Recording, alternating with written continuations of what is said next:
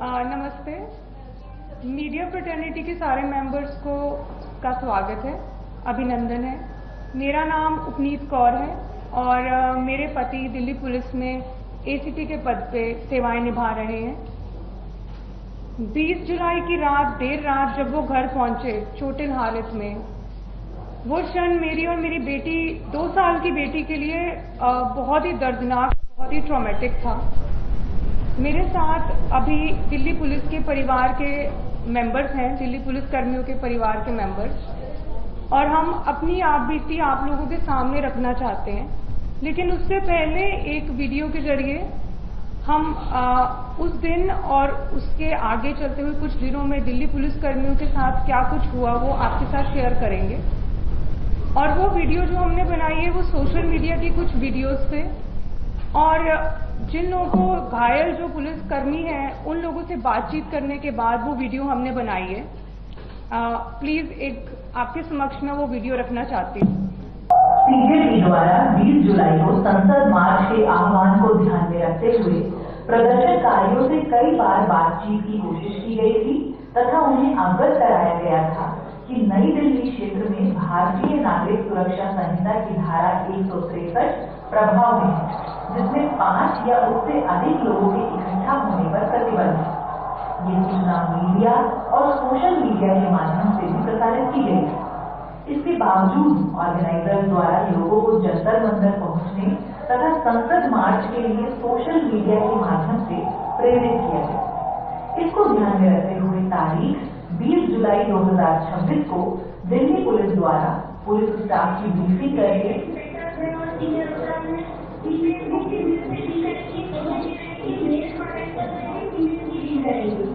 जगह जगह पर भारी संख्या में तैनाती और अलग अलग रास्तों पर बैरिकेडिंग की गई थी। इसमें विभिन्न सीनियर रैंक के ऑफिसर्स एवं महिला स्टाफ की भी तैनाती की गई थी। 20 तारीख की सुबह होते ही संसद मार्च के लिए भारी भीड़ जुटनी शुरू हुई। हालांकि प्रदर्शनकारियों के पास संसद मार्च की कोई अनुमति नहीं थी, लेकिन इसके बावजूद भीड़ लगातार बढ़ती चली जा रही थी। शुरुआत में प्रदर्शनकारियों ने जंतर मंतर और उसके आसपास के इलाकों में नारेबाजी के साथ अपना प्रदर्शन शुरू किया, लेकिन धीरे धीरे यही भीड़ संसद की तरफ बढ़ने लगी। रास्ते में हर जंक्शन और हर सड़क पर पुलिस बल पहले से ही तैनात था, जो लगातार प्रदर्शनकारियों से अपील कर रहा था कि वे अपनी जगह पर बैठकर शांतिपूर्ण प्रदर्शन करें।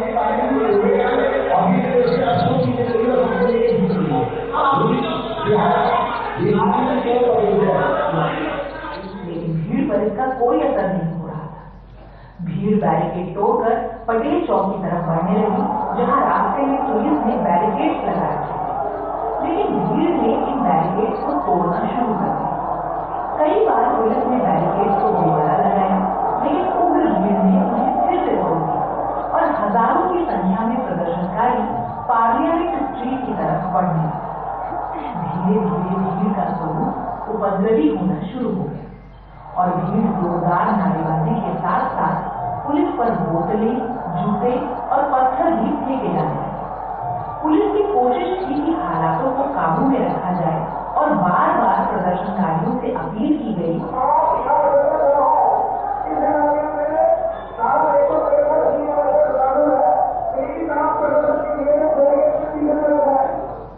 कि वे अपनी जगह पर बैठकर शांतिपूर्ण प्रदर्शन करें, लेकिन आक्रोशित भीड़ ने पुलिस पर भारी पथराव शुरू कर दिया और पटेल चौक पर लगे बैरिकेड को तोड़ते हुए संसद भवन की तरफ कूच कर दिया। पुलिस ने बैरिकेड को फिर से खींचकर भीड़ से अपील की कि वो अपना प्रदर्शन शांतिपूर्ण तरीके से करें, लेकिन भीड़ भारी पथराव के साथ बैरिकेड को तोड़ती हुई हाई सिक्योरिटी जोन में पहुंच गई और उनकी दूरी संसद से महज 50 मीटर की रह गई।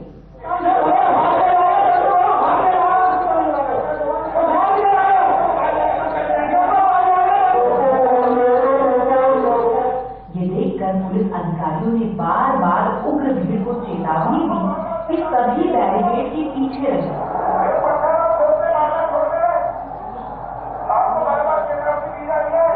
और अगर बैरिकेड को पार करने की कोशिश की गई तो उन पर कानूनी कानूनी कार्रवाई भी हो सकती है, लेकिन भीड़ पूरी तरह से काबू से बाहर हो चुकी थी। ऐसे में पुलिस द्वारा अत्यंत संयम बरतने के बावजूद अनियंत्रित भीड़ को काबू करने के लिए और उन्हें संसद की तरफ बढ़ने से रोकने के लिए नॉन लीथल टीयर गैस का इस्तेमाल करने पर बाध्य हुआ और भीड़ को तितर बितर करने के लिए लाठी बल का प्रयोग करना पड़ा। इस दौरान कई जगहों पर पुलिस कर्मियों के साथ मारपीट भी की गई और भीड़ की तरफ से लगातार पथराव हुआ। इसके बाद जब भीड़ का एक हिस्सा कनॉट प्लेस के आउटर सर्किल में पहुंचा तो वहां भी प्रदर्शनकारियों ने सरकारी एवं निजी संपत्ति को नुकसान पहुंचाया और भारी पथराव किया। इससे इलाके में जान माल के खतरे की स्थिति बन गई। ऐसी विषम परिस्थिति में वहां भी भीड़ को काबू करने के लिए टीयर गैस और लाठीचार्ज का प्रयोग करना। इस पूरे घटनाक्रम के दौरान उग्र भीड़ के द्वारा पथराव एवं घेरकर मारपीट के कारण 250 से अधिक पुलिसकर्मी घायल हुए, जिसमें सिपाही से लेकर अत्यंत वरिष्ठ रैंक तक के अधिकारी शामिल हैं।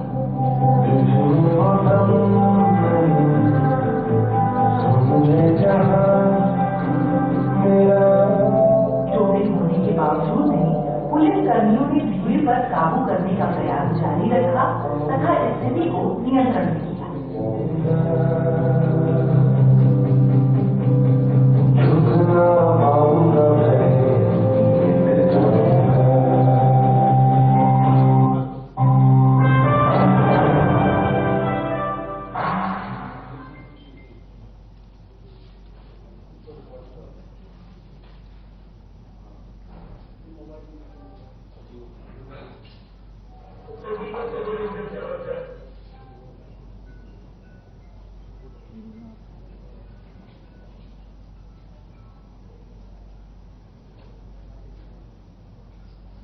एक यूनिफॉर्म के पीछे सिर्फ एक पुलिस कर्मी नहीं होता,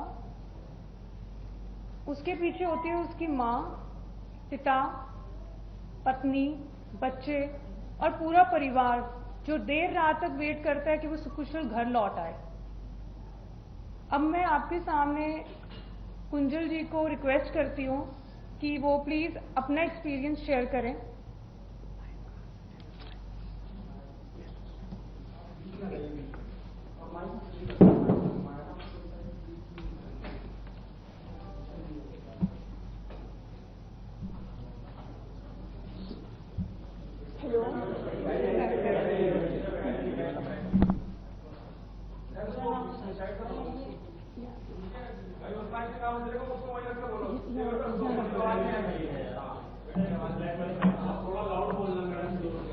hello, Hello, my name is Kunjal. I am a student of DU. My father is a SI in Delhi Police. मेरे बाबा पुलिस में आने से पहले मेरे फादर इंडियन नेवी में मैरीन कमांडो थे। उन्होंने इंडियन नेवी को अपने 15 साल दिए हैं। My father was at a main protest site. He was at the front line near the barricades, जहाँ पर बहुत सारा क्राउड था। मेरे पापा जब भी रात में घर आते थे तो वो बोलते थे कि अब ये प्रोटेस्ट स्टूडेंट प्रोटेस्ट नहीं लग रहा है, इसमें बहुत सारे एंटी सोशल एलिमेंट्स जुड़ चुके हैं। उसके अगले दिन ही 25 तारीख को my father was pulled bye a crowdy mob and he was almost lynched near the stage of Jantar Mantar. This happened on 25th and around 2 p.m. he was unconscious at the RML hospital for about 4 hours. रात को 10 बजे के करीब पापा के colleagues उन्हें घर लेके आए और उनकी यूनिफॉर्म पूरी खून से लाल थी। उन्हें ऐसे देख के हमारे लिए बहुत पेनफुल था। हमने जब उनसे पूछा कि पापा ये कैसे हुआ तो उन्होंने बताया कि बेटा कोई बात नहीं, ड्यूटी के टाइम पर छोटी मोटी चोटें लगती रहती हैं, पर मतलब उनके सर पे 4 टाँके आए हुए थे जो कि छोटी मोटी चोट नहीं थी। वो रात हमारे लिए बहुत मुश्किल थी। और जब मैंने सोशल मीडिया खोल के देखा तो सोशल मीडिया पे मेरे ही पापा को क्रिमिनल बता रहे थे। और उसके अगले दिन ही जब मुझे पता चला कि जिन लोगों ने मेरे फादर पे अटैक किया था वो लोग सुप्रीम कोर्ट जा रहे हैं अपना क्राइम वाश आउट करने, और उन्हीं के खिलाफ कंप्लेंट करने के लिए, सारे पुलिस वालों के खिलाफ कंप्लेंट करने के लिए मुझे बहुत बुरा लगा और मुझे लगा कि मुझे भी जाना चाहिए अपने फादर की जस्टिस के लिए। और मुझे बाकी पुलिस फैमिलीज का भी साथ मिला।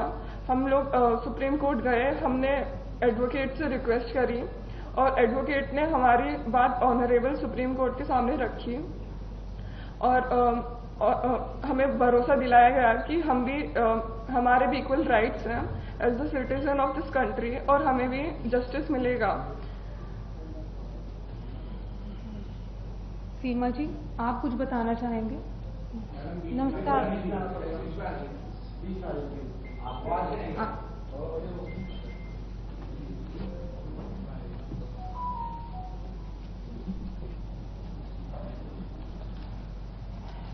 नमस्कार, मेरा नाम सीमा है। मेरे पति दिल्ली पुलिस में ASI हैं। वो 33 साल की, जो मेरे पति दिल्ली पुलिस में एज ए कांस्टेबल उन्होंने पुलिस फोर्स ज्वाइन की और उसके बाद वो अब तक 33 साल की जॉब करते हुए एक ASI के पद पर हैं। जंतर मंतर के प्रोटेस्ट के दौरान उन्हें भी अपनी ड्यूटी दी गई थी। प्रोटेस्ट को उन्हें भी पीसफुली कंडक्ट कराना था। वो अपनी ड्यूटीज पूरी मुस्तैदी के साथ निभा रहे थे। 20 जुलाई को वो जल्दी ही अपने घर से रोज की तरह अपना टिफिन लेकर जैसे जाते हैं, उसी तरह से 20 जुलाई को भी वो जल्दी ही निकल गए। और उन्होंने जब 11 बजे के आसपास मेरी उनसे बातें हुई तो उन्होंने फोन पर बताया कि आज जंतर मंतर पर भीड़ कुछ ज्यादा है और प्रोटेस्टर जो हैं वो संसद मार्च के लिए जा रहे हैं, जो कि वीडियो क्लिप में भी दिखाया गया है। और उसके बाद मैंने पुलिसकर्मी की पत्नी होने के नाते सिर्फ यही कहा कि आप अपना ख्याल रखें। फिर उसके बाद मेरी उनसे कोई बात नहीं हुई और शाम को 7 बजे जब मैंने उनका फोन मिलाया और उनसे बात हुई तो वो एक हॉस्पिटल LNJP हॉस्पिटल में एडमिट थे और अपना ट्रीटमेंट करा रहे थे। उन्होंने कहा कि जो भीड़ है वो ज्यादा उग्र हो गई थी और भीड़ के अंदर कुछ शरारती तत्व भी शामिल हो गए थे, जिन्होंने पुलिस फोर्स पर गमलों से, जो भी उनके हाथ में चीजें आ रही थी, चप्पलों से, जूतों से और पत्थरों से उन्हें पुलिस फोर्स को घायल कर दिया था, जो कि एक वीडियो क्लिप में भी दिखाया जा रहा है। और उसके बाद उनकी फोन की बैटरी डेड होने की वजह से मेरी उनसे कोई बात नहीं हुई।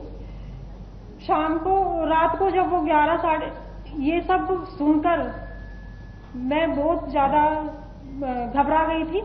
जब तक वे घर नहीं आए तो मेरी प्रतिक्रिया बहुत ही ज्यादा मेरे लिए बहुत पेनफुल थी।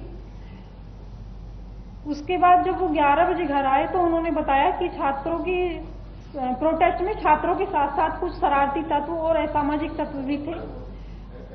उन्होंने पुलिस फोर्स पर जो पुलिस फोर्स ने संसद की सुरक्षा के लिए बैरिकेडिंग की गई थी उसको तोड़ दिया और पुलिस फोर्स पर चप्पलों, जूतों और पत्थरों से पुलिस फोर्स पर हमला किया। और मेरे पति को भी जो ड्यूटी के दौरान हेलमेट दिया जाता है, उनका हेलमेट भी पूरी तरह से टूट गया था और यदि कोई पत्थर का टुकड़ा हेलमेट टूटने के बाद उनके सर पर लगता तो शायद वो आज इस दुनिया में नहीं रहते।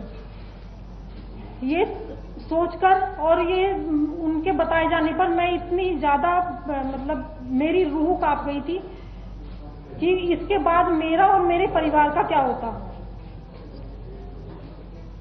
मैं अपनी संसद में बैठे हुए जो मेरे चुने हुए प्रतिनिधि हैं, मैं उनसे निवेदन करना चाहती हूं कि हमारे जो पुलिसकर्मी हैं और उनके जो परिवार हैं उनके बारे में भी संसद में कुछ मतलब उनके राइट के बारे में या उनकी ड्यूटी पे जो उन पर हमले होते हैं उनके बारे में संज्ञान लिया जाए। मेरे प्रतिनिधि इस चीज के लिए जो संसद में चुने हुए हैं वो संज्ञान लें। और उनके मुद्दे भी उठाए जाएं, क्योंकि 20 तारीख के बाद से आज तक यही नैरेटिव चलाया जा रहा है कि जो छात्र थे, जो छात्रों का प्रोटेस्ट था, उसको कि पुलिस के द्वारा बर्बरता से छात्रों को पीटा गया। लेकिन ऐसा नहीं है, ये अलग एक प्रोटेस्ट का एक हिस्सा दिखाया जा रहा है, जबकि प्रोटेस्ट का दूसरा हिस्सा कुछ हो रही है। और मैं अपने चुने हुए प्रतिनिधियों से यही निवेदन करना चाहती हूँ कि वो अपने जो संसद की सुरक्षा में पुलिसकर्मी लगे रहते हैं और उस संसद की जो एक हमारे देश का सम्मान है, मेरे देश का सम्मान है, उसकी सुरक्षा में जो पुलिसकर्मी हर समय और देश की आंतरिक सुरक्षा में जो पुलिसकर्मी हर समय लगे रहते हैं, उनके बारे में भी संसद में कुछ मुद्दे उठाए जाएंगे। Thank you so much. Hello, मेरा नाम लक्ष्य सिंह बिष्ट है। मेरे पापा एसीपी है, जिन्होंने अपने पूरे करियर में 4 गारंटी हासिल करे हैं। मेरे ग्रैंडफादर बीएसएफ में थे, उन्होंने 1971 की जंग में लड़ाई करी थी। मेरे पापा भी जंतर मंतर के फ्रंट लाइन से उनकी ड्यूटी लगी थी प्रोटेस्ट में। And on 25 May at 2 PM मुझे पता चला कि मेरे फादर को उनके हेड पे इंजरी आ रखी है उनके फ्रेंड के थ्रू। जब मैंने फोटो देखी तो उनके हेड को शेव कर रखा था और उनके हेड पे लाइक स्टिचेस लग रहे थे 4। उसको देख के I was like really frustrated and मैं बहुत डरा हुआ था। जब मेरे पापा घर आए तो उन्होंने मुझे बताया कि जो स्टूडेंट्स की जो प्रोटेस्ट है उसमें बस स्टूडेंट्स नहीं है, उसमें राउडीज है, उसमें एग्रेसर्स हैं जो लाइक इस अपॉर्चुनिटी का यूज कर रहे हैं just to create chaos. And on 25 में अनप्रोवोक्ड उन्होंने मेरे पापा और उनकी टीम के ऊपर पेल्टिंग स्टार्ट कर दी। उस टाइम मेरे पापा बिल्कुल भी प्रिपेयर नहीं थे, वो अपने सबऑर्डिनेट्स को ब्रीफ कर रहे थे। And when the pelting started मेरे पापा अपने सीनियर ऑफिसर्स को लाइक एक सेफ प्लेस में सिक्यूर करने चले गए, बट एक स्टोन उनके हेड पे हिट कर गया एंड उनका सर फट गया और उन्हें इंजरी हो गई। कुंजन, आप कुछ और शेयर करना चाहेंगे?